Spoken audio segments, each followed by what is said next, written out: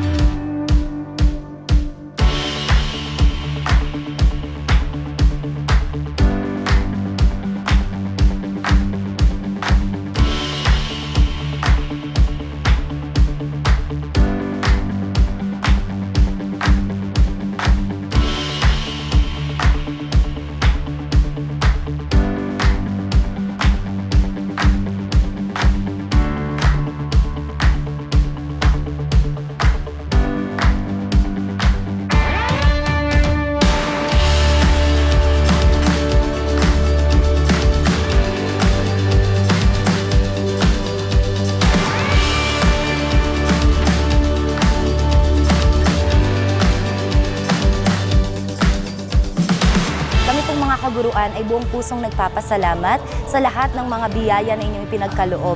Ito po'y napakalaking tulong sa mga mag-aaral, lalo't higit yung mga kapuspalad. Talaga pong dito ay napakahirap para sa kanila na hindi makapasok dahil lamang sa kulang sila sa kagamitan, kulang sa mga pang-araw-araw na kailangan nila sa school. So ito po ay isang napakalaking tulong para sa kanila. At sana lang po ay marami po kayong matulungan, hindi lamang ang mga batang taga-Cagbalite. Mabuhay po kayo. Maraming salamat.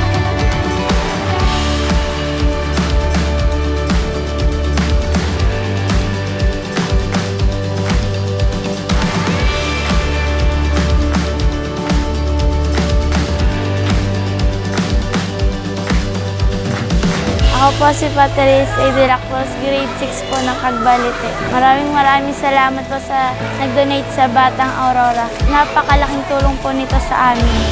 Maraming salamat po ulit.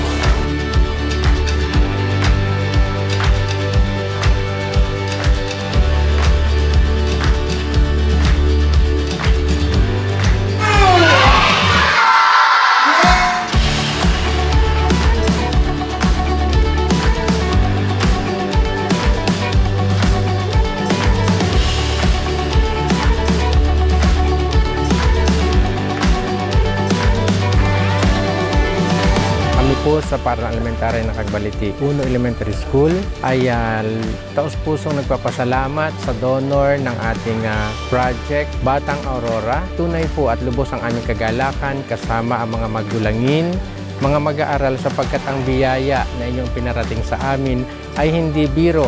More power sa Project Batang Aurora 2019.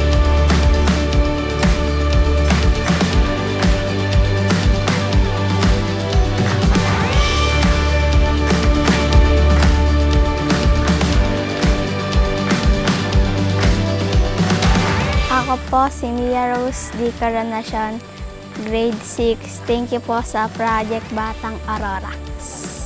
Nagbigay po ng mga gamit para gamitin sa paaralan. Sa ngalan po ng bumubuo ng Project Batang Aurora 2019, ako po ay lubos na nagpapasalamat sa mga nag-donate at sumuporta po sa project na ito upang makalikom po tayo ng mga gamit pang eskwela na ipinamigay po natin dito sa mga bata sa Cagbalite Island. Naway patuloy po kayong sumuporta at tumulong sa proyektong ito sa mga susunod pa pong taon.